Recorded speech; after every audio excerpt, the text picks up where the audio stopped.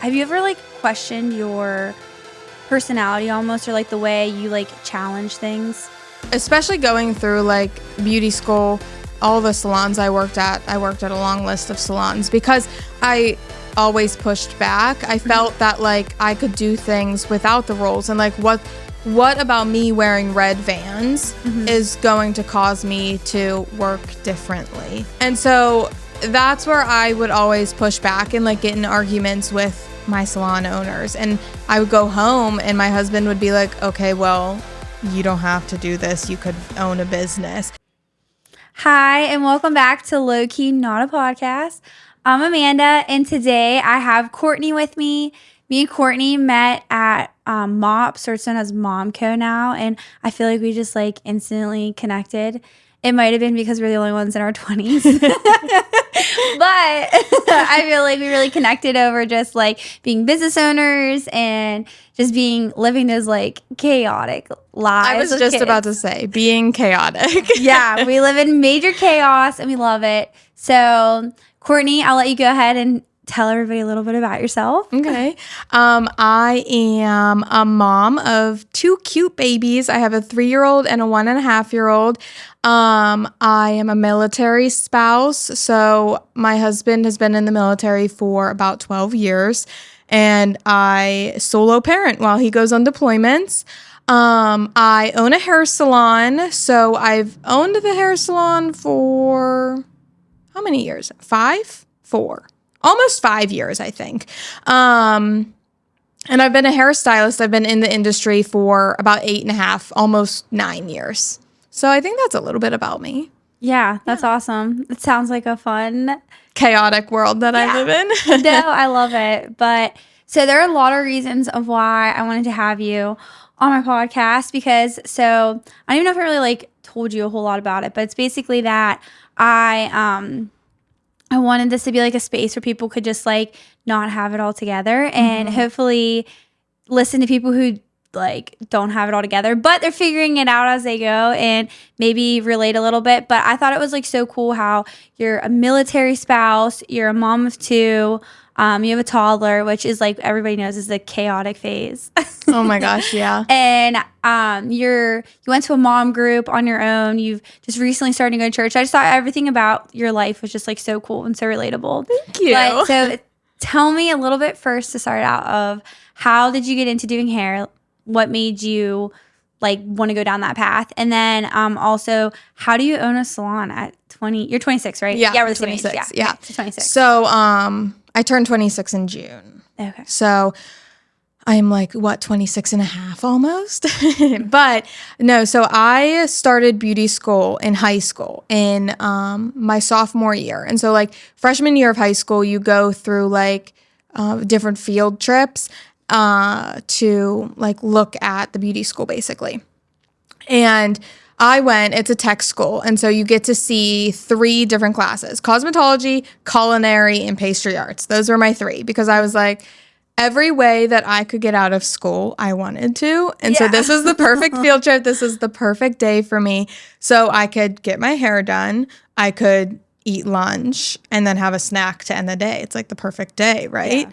And so I did all of those. And the cosmetology teacher, she just kind of like sat in my head just being like, if you don't like this, if you sign up and you don't like this, you could always change. I was like, oh, you're not wrong. Like, you're right. And then the pastry arts and culinary arts teachers, they didn't really like stick with me. They were kind of mean. And that's also just the vibe of like the food industry. And I didn't love it. So I like the idea that she was like, well, if you don't like it, you could always change or like not come back. And I was like, that's what I need in life. I need something that I don't have to like feel stuck in, Because then almost whenever I don't feel stuck, then I explore that more and I'm like, I do better at it almost. I throw my whole self into it because I know that if I hate it, I could get out. So my sophomore year of high school, I started that and I like canceled all of my extracurricular activities and I threw my life into doing hair. And I was like, well, I hope this is what I like. Yeah. So I ended up graduating from beauty school in February of the year that I was going to graduate high school. So I graduated like beauty school a couple months earlier. And because of that, I was able to start working full time in a salon. So I'd go to school in the morning, like actual high school from like 9 to 11:30, and then I'd go work the rest of the day. So I was 17 because I graduated at 17 and I was working full time. And then I was going to high school for 2 hours and I'd be like, why am I here? Yeah. Like it's such I feel like I feel like high school and like college are like that. You're like, what am I doing? Like, I feel like in college, I was literally like, this is, cause it's like, so college and high school are opposite. High school, it's like your last year is just like completely pointless, in all honesty. And then in college, the first 2 years of your life, you're relearning everything you just went through high school, these pointless classes. You have to do all these stupid classes. And I felt like that last year of my high school was even more pointless because I literally was licensed in my career. Like, I was 17 in my career. Why am I in high school doing all this crap that I don't need to know? It's just like, it was so hard. I was late like 40 days in a row and I got an in-school suspension over it. But my dad was thankfully very helpful and kind of like stood his ground. Like, it's fine. Like, you're doing what you need to. And so me and him fought a little bit about like me going to college.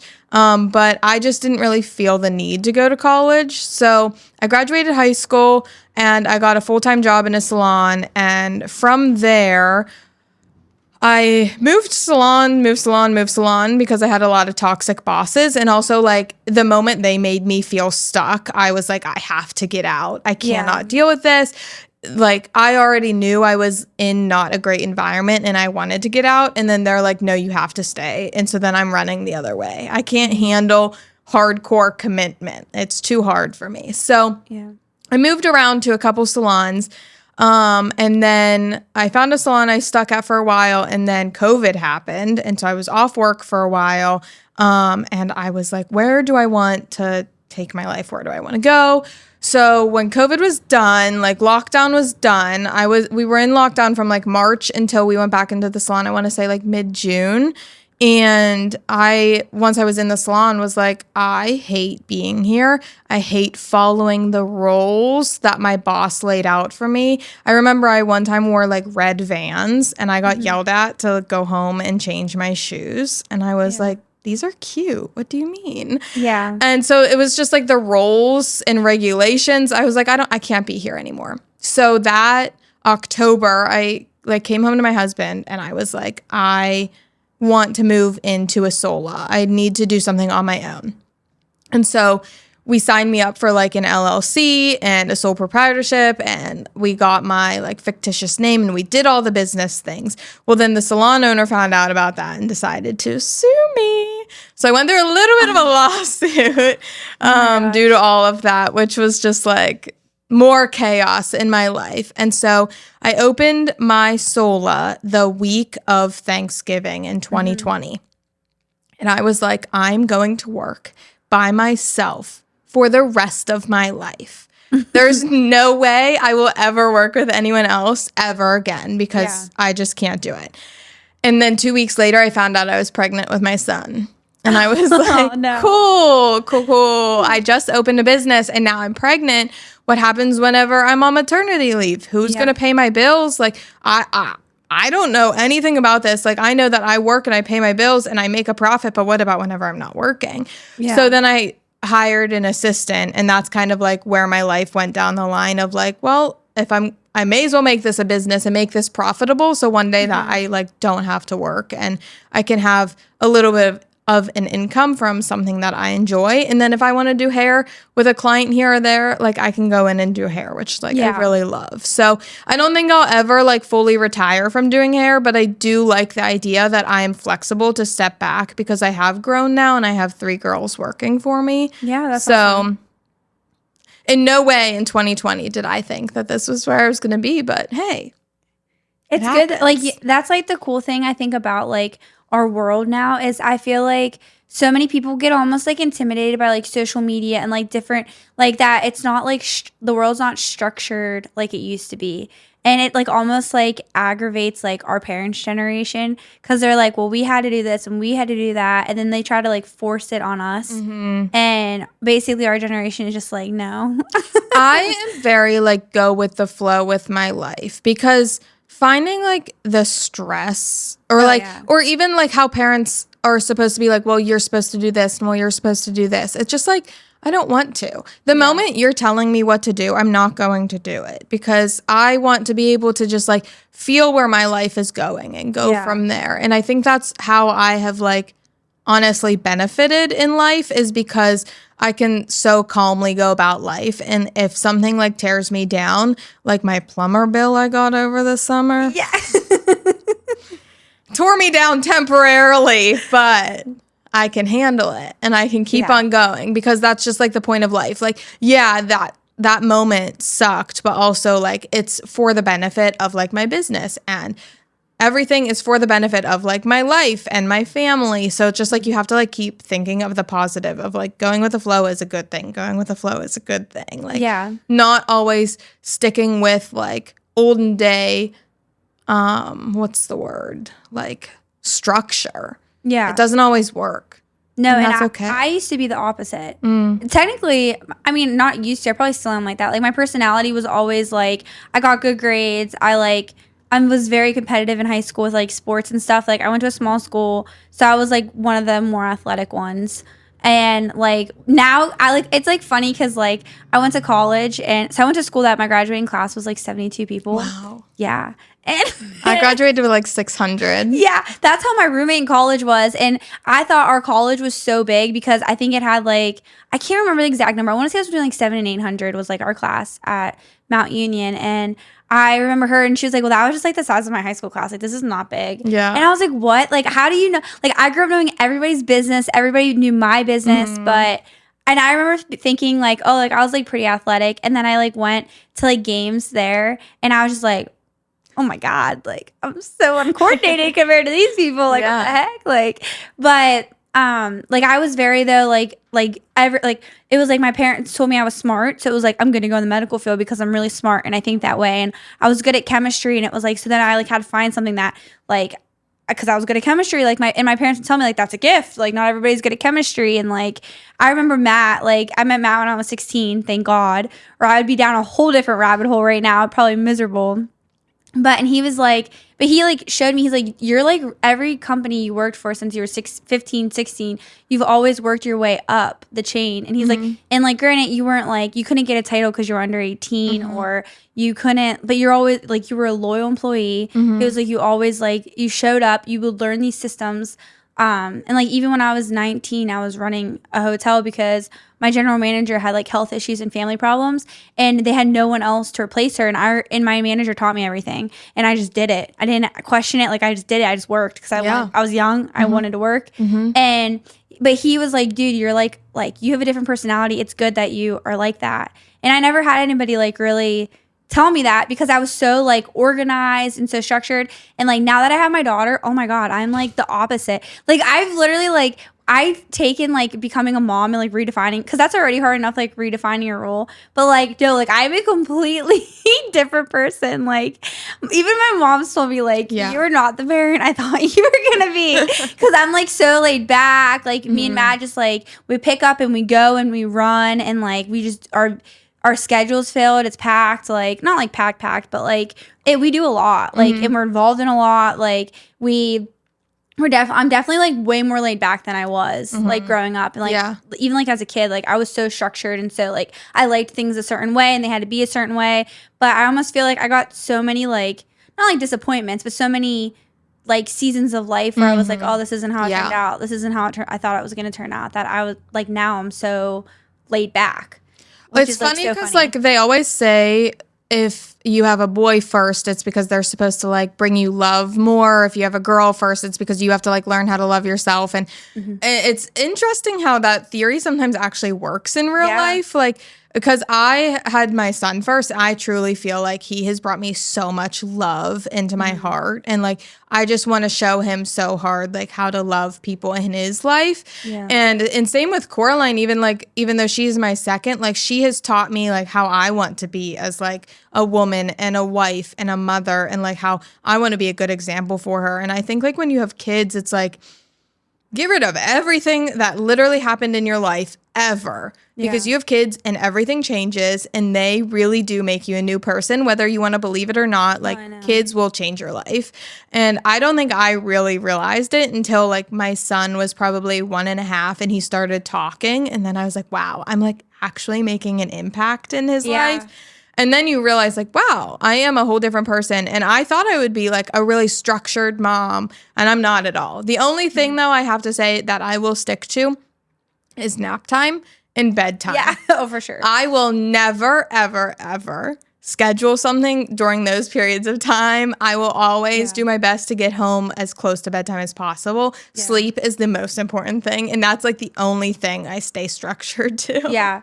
I'm like saying yeah with you, but like now that I think about it, I'm like kind of like it, like, but like I'll be like, oh, it's like it'll be like pushing like 2:00 and I'm like racing to get home because I'm like I gotta get her home for a nap. Her nap's usually like at 1:00. I do that a lot, and at night like even we'll like push it. My mom definitely, I could tell like my mom and Matt's mom definitely like it stresses them out that we'll like push her bedtime. But at the same time though, like everyone compliments me on how adaptable she is. Well, yeah, you have to be flexible sometimes, and that then creates a flexible child. So in a way, that's a good thing. Yeah, we don't like completely miss it, but we do like we push the limit a little bit sometimes.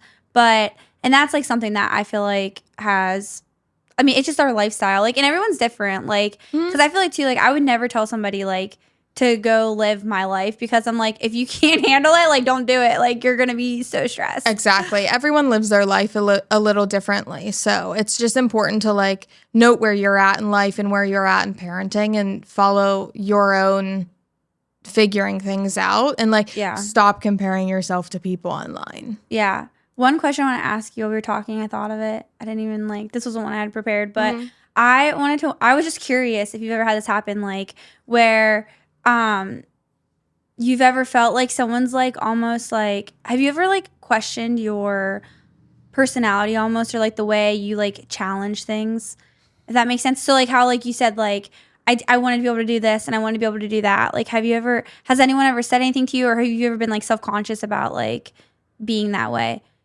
Like being in the way of like how I want to throw my life, like in what direction. Yeah, kind of. Or even like with like working for someone, like you almost like were like, it's almost like, why do I need to do that? Like I don't see the need to do that, or like I work the same no matter what I'm wearing. Or, yeah, absolutely. I think especially going through like beauty school, and then all the salons I worked at a long list of salons, because I always pushed back. I felt that like I could do things without the roles, and like what about me wearing red Vans is going to cause me to work differently? Yeah. You know? And so that's where I would always push back and like get in arguments with my salon owners. And I would go home and my husband would be like, okay, well, you don't have to do this. You could own a business. Yeah. And he was really supportive of me having a business, and wanting me to have a business, and wanting me to set up the business in a way that I don't have to work. So he has been 1,000% supportive of it every single moment. So I think that was really helpful. But in the way of like family or friends, or even online, I don't think I really ever received any pushback, other than like sometimes like for myself, I would be like, am I good enough for this? And even now, every once in a while, I'm like, my employees will text me and I'll be like, oh my, I'm so sorry. Like, I've totally forgot about that. And I'm so like forgetful, but it's fine because like not everyone's perfect, and you know, things happen, life comes up, and I'm dealing with like a lot all of the time. So I think over the past couple of years, I've learned to like really be easy on myself, and like be responsible enough to like have employees and do the right things, but also understand that like life does happen and you're not going to be perfect every single day. Yeah. And I think like with that mindset, I don't really like allow people's comments to bother me, because it's my life and it's how I want to live my life. And I don't really care what they say. And I think that's something that happens whenever you're online a lot is people are like so deep in the comments section and I'm not. Yeah. Like I'm like comments are engagement. Please comment on my stuff. Yeah. Please engage with my stuff. You have to have that mindset though, honestly. Like, cause if you don't, like we've like for us, like doing social media for different people and like we've gotten into doing more, cause honestly, growing a personal brand is like, usually people find it's like challenging to like you as a person, but in general though we've come to found that it's like easier to grow a lot of the times, and like our clients like they cannot handle like and they take it to heart, and I'm like, listen, I told you from the get-go, if you're gonna do this, you cannot. And I trust me, I'm a person that I take everything to heart, like because I always want to be, I never want to offend, I always like want to be like, oh, like life's good, happy, like be happy, like, but it's like, but people aren't like that. Like they want, especially as a mom, like I've come to know, like I'll post things on my stories and I'll have people comment and they'll say like, you should be doing this way and you should be doing that way. And one girl I did kind of come at back, which she was correct. So I will come out and say it. I don't know if I can like I don't know if I can get like arrested for this, but I didn't know that like your kid turned around. I didn't know it was a law that they're not allowed to be turned around till they're 2. Well, so it's different in every single state, but in Pennsylvania, yes, they're not supposed to be turned around. So I didn't know that. And she like commented kind of like a sassy emoji, like a sassy comment.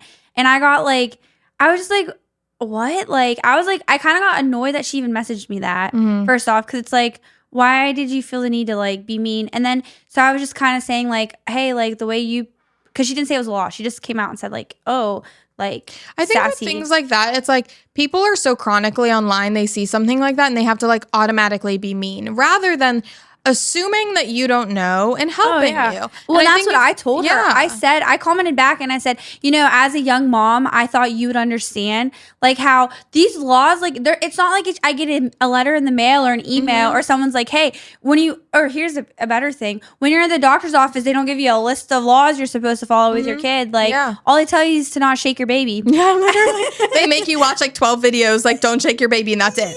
Yeah, that's all we did in the hospital is watch that video. But and I was like, hey, like I'm sorry if I came across like kind of bratty, but like you came at me and you're meaning it in a mean way. Like you were being judgmental and you should have said, hey, here's an article on this. You probably don't know this, but like, and she was like, well, I meant it that way. I'm like, no, you did not mean it that way. Like, but from that situation, I've just come to learn that like there is, you know, we all want to be like moms for moms and like stuff, but it's like life's not like that. There are people out there that for some odd reason they feel like their opinion is the most important opinion out there, and you're gonna hear it, and you know you kind of have to like brush it off and just ignore it and just be yourself and look at it as, like you said, look at it as engagement and like, hey, now my post is going to get, you just engaged with me. So now my post is going to get pushed out even more. So thank you. Exactly. Usually whenever I have like haters in my comments, I will just respond to them and be like, LOL, you're chronically online. And then it gets them even crazier, but it's just like, it's really not worth the argument. Sometimes I'll like fight back a little bit, like for my own enjoyment, but never because like, I actually need to win an argument. Like, and that's something like controversial topics online get you so high up there. And every once in a while I'll do it, but then every once in a while I'm like, you can't be controversial. Like, get your shit together. Yeah. So no, I agree. It is like, it's definitely hard. I definitely like one thing that like, I definitely have struggled with social media and like running a business is like I feel like I always just like everyone just like looks like they're doing it so much better than me. And I'm like I said earlier, you can't compare. You cannot compare yourself to other people online because it's not good. Yeah. It's not good. Oh, I know for sure. The one thing that I do wish that like I love my parents and they did a good job raising me and my sister, and like I would never like bash the way they parented me. But one thing I think I definitely like want to instill in my daughter, like as you were saying, like our daughter teaches you to love yourself. Like, and that's the thing where I feel like Anaya, like now I have Anaya, and it's really made me think like about how we, like my parents growing up was always like, you got to make, like, it's almost like you cater to people. And like, you have to like, you have to say things in love and you have to say things like this, but it's like, but if someone's like saying something wrong about me, like that's not that it's not in love. It's that I'm correcting them and what you're saying about me hurts or what you're saying about me is not true. And Like, that's the one thing I wish, like, I hope that me and Matt do a good job of, like, instilling in her is you're, like, you know who you are. Like, you know God created you. You're beautiful. Like, it doesn't matter what anyone else thinks. Like, you know what you believe. Like, and you know what? If your beliefs change, welcome to adulthood. That's adulthood. Like, your beliefs will change through your entire life. Like, things like, even like to like, I feel like a lot of people, like, even with like Christianity and like growing up in church, it's like my view of God has changed every stage of my life. Yeah, like, absolutely. I have viewed God differently, like each season of life. And like, I've seen different versions of God. And like, that's the thing that I think that like we don't do a good job of like openly talking about. And but like, I just feel like my parents were really very much like, okay, like at church, like you don't run at church, and hey, like don't be that what you said is disrespectful, when it's like, no, it wasn't disrespectful, they just didn't like my opinion. And it's like, if they don't like, my opinion is valid. And that's one thing though that I've always like, I feel like I always catch myself, like I have to like almost like turn it off, because I'm always like, don't say that, like that could be like offensive, or that could hurt somebody, or like, is that loving? Like, and that's one thing like I really like, I like am trying really hard to get rid of right now, especially like owning a business, because everyone wants to tell you how to run a business because everyone thinks they can run your business better than you. Which I'm sure you hear all the time. I literally have clients come in and sit in my chair and be like, this is like real facts, not my chair. One of my employees sat in her chair and said, I hate that wall color. Cool. I know. I don't care. Yeah, we're not going to change it just for you. It's my business. Yeah. And like clients will come, this lighting is horrible. Okay. Yeah. I don't care. Yeah. It's not your business. Thanks. If you don't like it, don't come here. I know. Like, really, it's just not worth it. Yeah, people love, oh my gosh, we had a furniture store so Matt had a moving company with one of our friends, and they were getting like a bunch of like free furniture, or it was really cheap. They were getting furniture in like people's homes, and they're like doing nice houses in Pittsburgh, Wexford, Cranberry area. And so we were like, why don't we just like open a furniture store and like sell some of this since we're getting it for free? Like, so we rented a store, we rented a space, and every single person that came through that door had something to say about, well, you guys need to fill it more. You guys need to do this and you guys need to do that. I want to be like, excuse me, I'm like 22, like trying to figure life. I just got married. Like, I don't know what I'm doing. Like, let me figure it out. It's okay. Yeah. But the one thing about running the furniture store that really made me mad was one time we had a guy come in, and I'll never forget this man. He always pops up as a recommended Facebook, like friend request. They'll be like recommended. But he came in and he was like trying to sell us on like this marketing. This is how we knew we wanted to get into marketing, was he recommended this like marketing stuff for us. And now granted, me and Matt both have marketing degrees. Like, so we're sitting there and we were like, okay, yeah, we'll like meet with you. We'll talk about it, whatever. And the whole time he is talking to Matt, directing everything at Matt. And Matt is like, this is my wife runs this business. I just like am married to her and I help her and I provide the furniture. He's like, she runs it. And like, he still would not make eye contact with me. And I remember from that point forward, I tell people this story all the time, because I'm like, you know, like people think that like, because especially I like thought that that's like, I've never had someone like disrespect me so much like that and make me feel like, and it did make me feel like crap. Yeah, it that's was like, horrible. he doesn't think that like I can run this business. Like, and like I was 22, so I was like, what the heck? Like, then you doubt everything. Like, but I remember us saying like, you know, we're gonna have a company that like, we value women and we understand that you run crap. But I just remember what a hit that was to my ego. Like, it was such a hard hit. Like them, and like too, from that situation and on, it really made me like that. From when we started the marketing company, like at the beginning, I really hid behind Matt, because I was like, okay, well, everyone respects Matt, and like he can run a business and he runs it good. And that was like one thing that like I really like lately I've been doing better at, like getting out and being like, no, I know what I'm talking about. And this was my idea too. And like, not that our degrees matter, because we didn't even, when I was in college, we didn't even learn about social media. So we had a digital marketing class, and it was like about email campaigns. I remember being like, what is happening?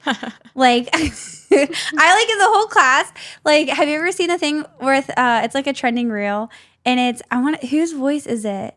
Oh, it's Lizzie McGuire from A Cinderella Story. And it's, not Lizzie McGuire, Hillary Duff. Okay. And she goes, laugh out loud. Have you ever heard that? I literally, Yes. every Yes. time, like, I think of that class, that's all I think of is that sound, laugh out loud. Because I'm like, what? Like, emails, yeah, they're like, we could send emails out, but it's like a whole class dedicated to, like, it was like, too, talking about, like, this like old style like salesy verbiage on a website, which with the websites we do now, we don't even like the amount of stuff being taught now is completely different. Which is like crazy. Yeah. But it's like so funny that like marketing, they like instead of teaching you how to think and how to pay attention to trends, they teach you these old trends that you'll like never use like in your real life. Yeah. It was so funny to me though, but I was Lizzie McGuire song, it always gets me. But so switching gears a little bit. Okay. So tell me what it was like raising your kids with your husband. He was overseas, right? Mm-hmm. Yeah, he goes a bunch of different places. So he was gone last year. Last year was his first 90-day deployment. So they used to be 60 days, which was like live, laugh, love, happiness. 60 days is nothing. It gives you a break from your husband. It gives you... It gives you a break from like the structure that you're used to. And it kind of like, it gets you out of the like bad mental headspace. You know, you get in routine and then you get stuck in that routine. So it forces you out of that routine. And so last year was the first 90-day deployment, which was a little tough because Coraline was 3 months old when he left. Yeah. And then he's gone for 90 days. And then I was like struggling with postpartum. And I don't think I like really even realized it was postpartum until like halfway through the deployment. So it was a little more tough, but I do think it brought me out on the other side stronger than where I went into it. But it also like all of his deployments, every single time he's left, I think we in our relationship have grown stronger and we as parents have grown stronger.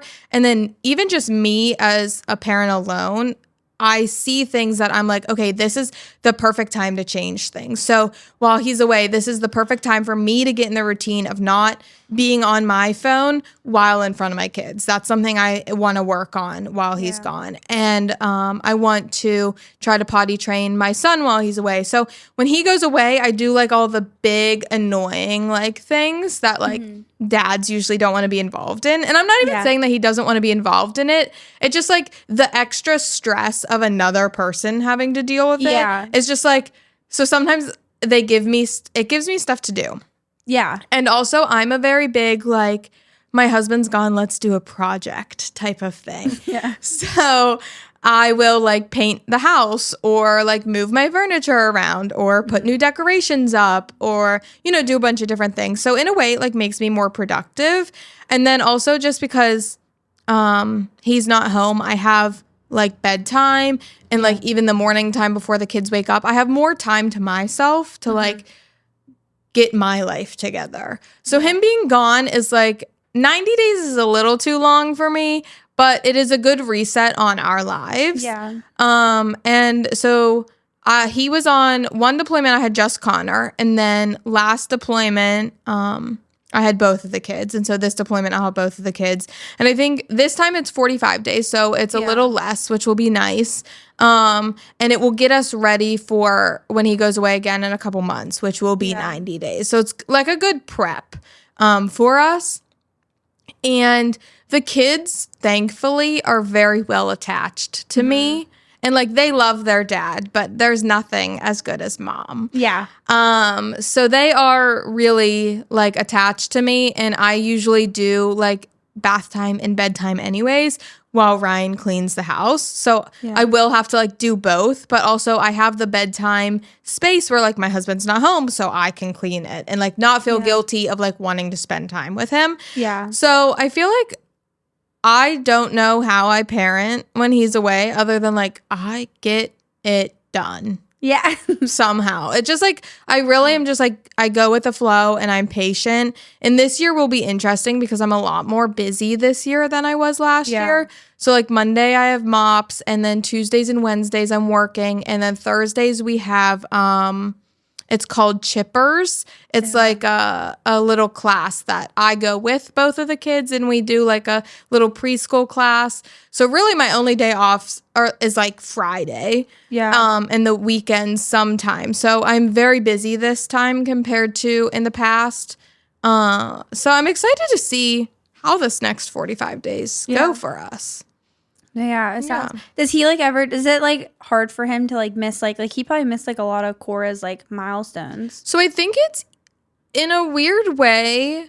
I think it's easier for him to go now rather than like when the kids are older. Yeah, because those little milestones, and I don't know how it is with Matt, but like with Ryan, like it's not even that they don't care as much. Yeah. But like he works full time every single day anyways. Yeah. So it's like it's not that he's just not paying attention to it as much as I am.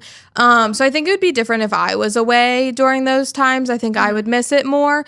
But he is okay with it just because the relationship that I think it would be harder for Connor because Connor wants to wrestle his dad every single day, and I'm not a wrestler. You won't catch me wrestling. No, neither am I. So, I try, and then I'm just like, okay, I'm over this. Yeah, I'm not doing that. So I think that will be a little tough. I might have to bring out the boxing gloves for Connor. But I think it's easier for like a dad to miss the younger stages because they're not as fun and exciting and you're not missing as much. We're just like hanging out at home and doing our normal routine compared to like when the kids are like 6 or 7 and they're in like football or soccer and sports. And then you're actually missing like milestones and like activities that like they are actually remembering as well, because in this age until you're 4, like your kids don't really like have much memory of that. This is like time for you, so I don't think it's like too hard for him to go, which is a good thing to have. So do you guys like get to talk to him at all? Or absolutely, we have full cell service, and every once in a while like he'll have to like get a hotspot.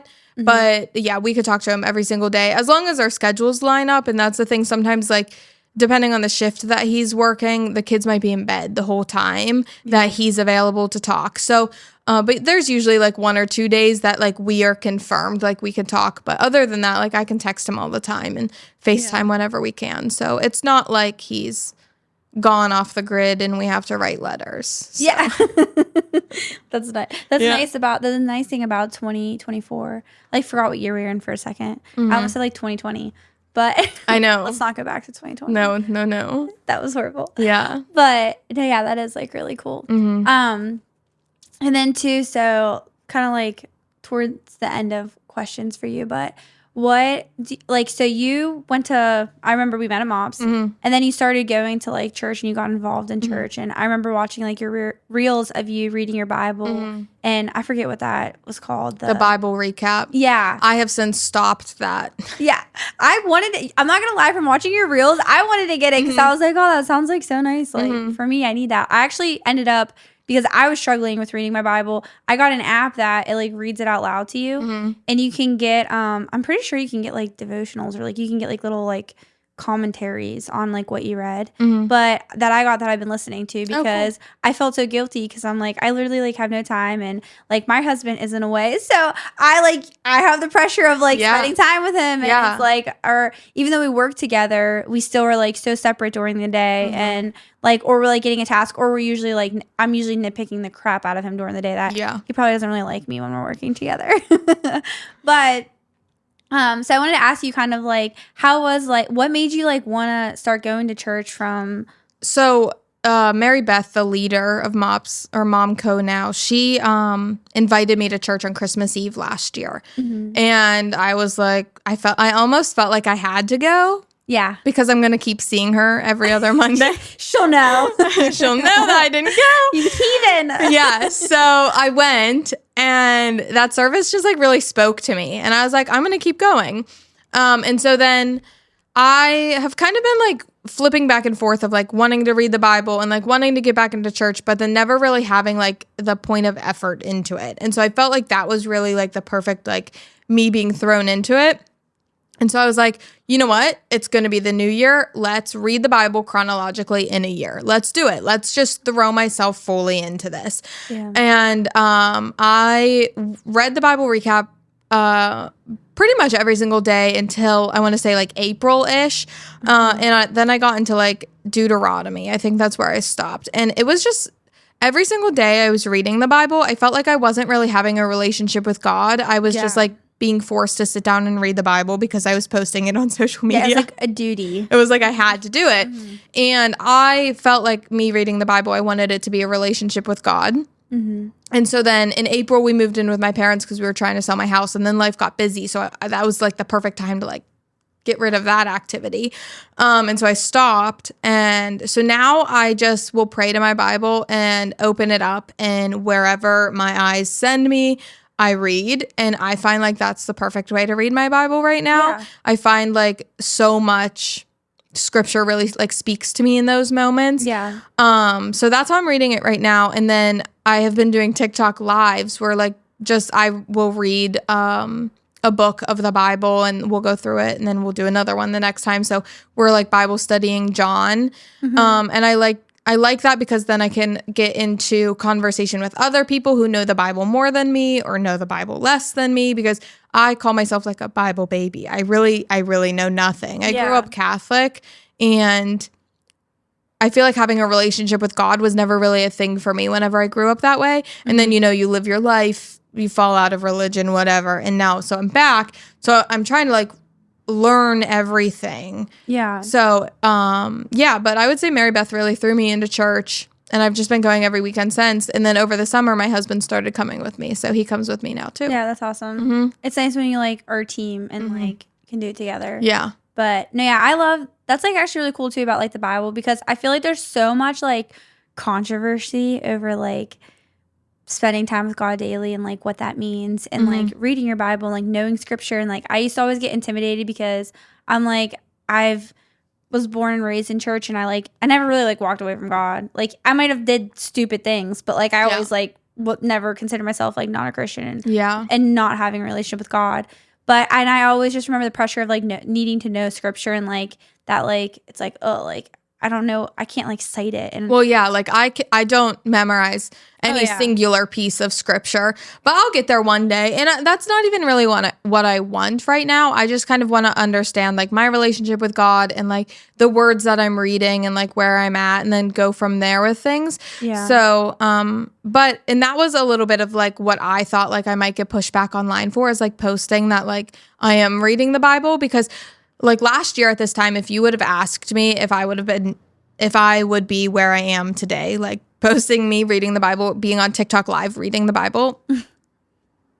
Yeah. No, not me at all. But you know, God does change lives, people. Yeah. And I am like living, breathing testimony for that. So yeah, that's awesome. I love that. And I just love that like you understand right away that like you needed a relationship. It was about the relationship. And I do think that like God meets you where you're at. And I think that, I don't know, I just feel like, I think it's like really cool just that you went to a mom group and you got invited to church, you went. And I say all the time, like, Mary Beth changed my life. And she's like, well, no, God changed her life. And I'm like, okay, but you get credit too. Like, yeah, you're the one that invited me to church. Yeah. She was like, I feel like too, like it's so like almost like cliche to be like, come to church with me, and like we almost get like intimidated by it now, or it's like not normal, or it's either you're like, oh, you're so pushy with church, or it's okay, yeah, like whatever. And I feel like her doing that was like her being obedient, and like absolutely, that's like really cool. Yeah.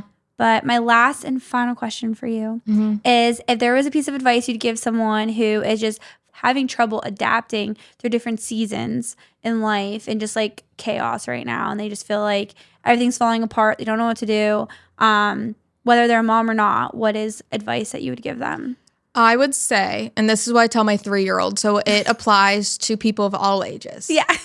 Love that. Take a deep breath, and like a full deep breath. Take a deep breath and say a little prayer. Say, God, lead me where I need to be and give me patience. Yeah. That is what I've been doing for like the past year. And I feel like I have become like such a patient person, such like a happy person, such a relaxed person, like really just like, and if you don't pray, just take a breath. Take a breath and remember like where you are, and like ground yourself where you are in the moment of life that you are, and understand like everything takes its time and it's not going to be perfect right away. Yeah. So. No, that's so good. I love that. And it's easy, simple, doable. Like, you know what I mean? Like, I feel like some people will be like, okay, well, you need to do this. Yeah, no. So I think that was really great that you said that. Yeah. And I think that is good. It's a good reminder for me even too, because I feel like I get so chaotic and I just need to stop and breathe. But I want to thank you for being on here and coming down and talking and being vulnerable and sharing your life story. Absolutely. I know a lot of people are going to relate to it, and it's very like, I don't know, it makes you feel like you're not doing it alone, and it, you know, it helps people feel normal. But, or you know what, I always say like my life probably helps people feel like they're more than normal because I'm like such a mess. I'll come back one day. We can really deep dive my life. People will feel way more normal. Yeah, I know. I feel the same way. But yeah, so thank you for watching, and make sure you subscribe, and I appreciate it.